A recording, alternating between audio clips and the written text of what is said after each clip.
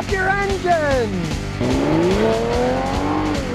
Today I'm going to talk about CVT transmissions so you can make a wise choice yourself. Now, I wasn't a fan of the early CVT transmissions because they didn't ride right. They had a lot of problems. Take Honda Civics, for example. Now, back in 1998, you could get a CV transmission in a special Honda Civic H. And unfortunately for Honda and the people who bought them, they had many failures. Lots of them broke around 30,000 miles or a little bit more. They didn't have them down pat. Now this baby here's a 2015 Civic. It has a CVT transmission, and it too had some problems. Now, as far as I can decipher, and these 2014, 2015 Honda Civics with the CVTs had a problem with the drive pulley shaft in the transmission. They had some of them failed, and they had to recall about 140,000 of them. Honda's solution was to upgrade the software to fix what they call a stress problem, that the shaft was being stressed too much at certain speeds, at certain RPMs,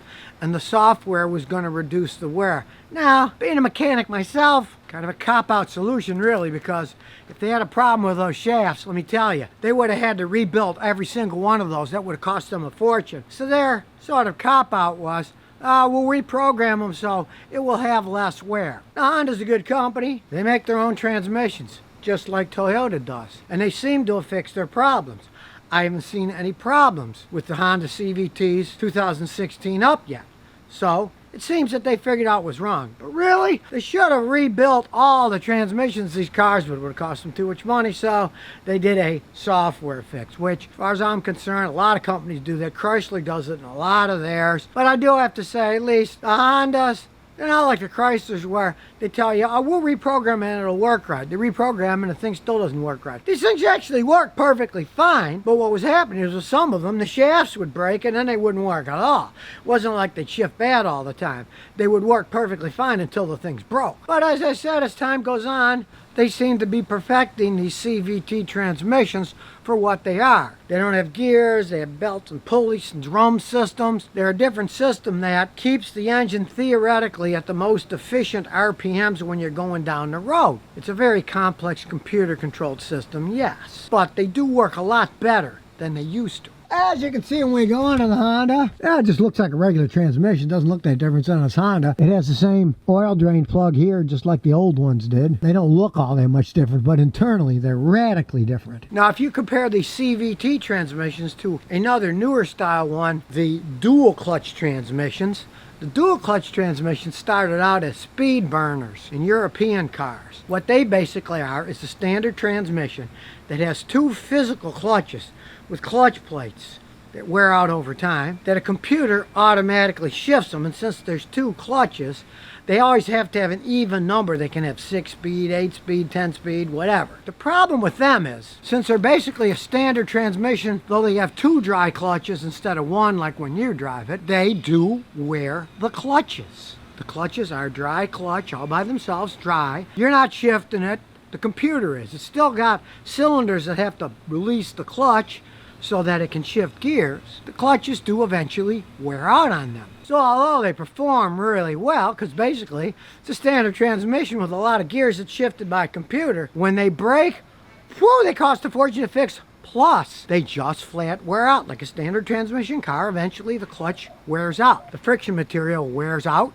gets too thin, starts to slip. And on these dual clutch transmissions, it's not like just pulling a transmission, slapping a clutch and putting it in. It's a lot more involved than that. Being computer driven, if you put a new clutch in a dual clutch transmission, you have to have a factory scan tool and a mechanic who knows what he's doing, and the computer has to relearn how the clutch is set up. If you ever had a standard transmission car yourself and had a new clutch put in, you'll notice when you stepped on the clutch pedal, it's going to feel different. You got to get used to it. Well, the computers have to get used to it, so it takes a very competent mechanic with some very expensive equipment, hours of setting it up to make it work right. So it's a very expensive endeavor to replace the clutches on them, and they do wear out. They physically wear out. Now, these CVT transmissions, they don't have the performance of the dual clutch by any stretch of the imagination. They also don't have dry clutches in them that wear out. If a CVT is made correctly and you change the fluid regularly, they can last an awful long time without any expensive repairs. That is, if they're made right. I got customers with Toyotas that have CVTs. They still shift fine. All they did was every 50, 60,000 miles have me change the fluid. That was it. And they still work the way they were designed. Plus, the more modern CVTs, like some of the new Toyotas that I've tried out here in 2020, they're kind of a hybrid. They have a start gear that the car first starts out on one gear and it runs on an actual gear, and then once it gets to a certain speed, it turns over to the CVT transmission, and then the rest of it is CVT. So instead of having the lag, a lot of CVTs don't take off from stop that well, they figured out how to do it. So they use an actual gear to start your car off, then it switches over to the CVT after. So as time goes on, these engineers are no fools. They're starting to make some pretty good systems. Now, let's check this one out and see how it works. Jack it down because I was working on it. Now we'll take it for a little spin, see how the transmission shifts. I'll give it a little gas and see how it takes off. Nothing outrageous, but it goes. And you can see it doesn't shift like a conventional. You don't hear a It tries to stay in the best power band that it possibly can. Normal driving, the RPMs kind of stay. They go up and down a little bit, but it's pretty smooth. And this being a 2015, it doesn't have all the flaws the early Honda ones do. And truthfully, the newer ones are even better and do take off better.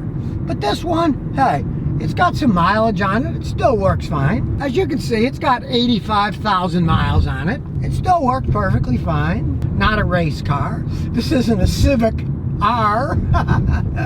It's a plain old Civic. And here when we're accelerating up the hill, you can see it still goes pretty good.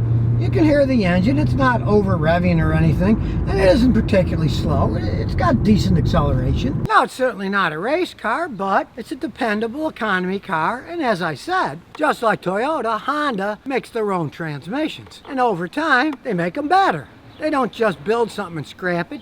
They improve it over time. And this being a 2015, I tried out 2020 Civics. They're even better than these. Now, of course, who knows? They're 2020. How long will they last? This thing's 5 years old. It's got 85,000 miles. It's still purring along. It's had nothing but fluid changes in it. There's no work was done to the thing, and it works exactly the same as it did when it was new. Because you have to face the facts that gas mileage ratings and all that, CVT transmissions are probably here to stay. Now, I've been in the Toyota 8-speed automatic transmissions. I like them a lot better. Costs a lot more money to make one of those 8-speed automatics than it does making one of these CVTs. I myself assume that the better cars, the faster cars, they're going to probably go to 8-speed automatics in a lot of them. The dual clutch transmissions, they'll probably always be around some way for fancy race cars, rich man's toys, but even there, the ZF company in Germany, 2017, sold 3.1 million of their ZF 8 HP, 8 high performance transmissions, and they're a conventional transmission. They have a torque converter, just like the Toyota 8-speed does. They are not dual clutch transmissions. And a lot of these manufacturers, they're starting to shy away from the dual clutch transmissions because of maintenance, software, and just plain breakdowns.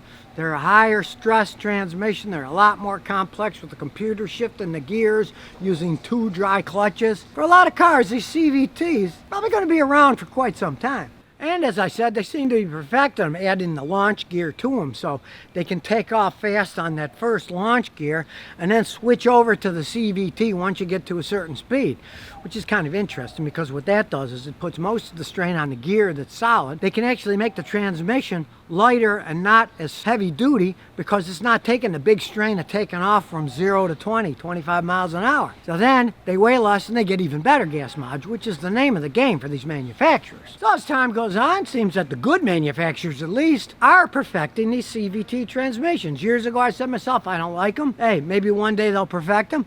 Well, the newer ones, especially the 2020s, they seem to be perfecting them a lot better than a couple decades ago when they first came out. As an example, I got a son. He's got a 2019 Toyota Corolla with the CVT, drives like a maniac, and he hates slow cars, and he likes the way it's set up. And he says it's quick, and strangely enough, he does drive like a maniac. He says he's actually getting better gas mileage on a highway than even the rating was.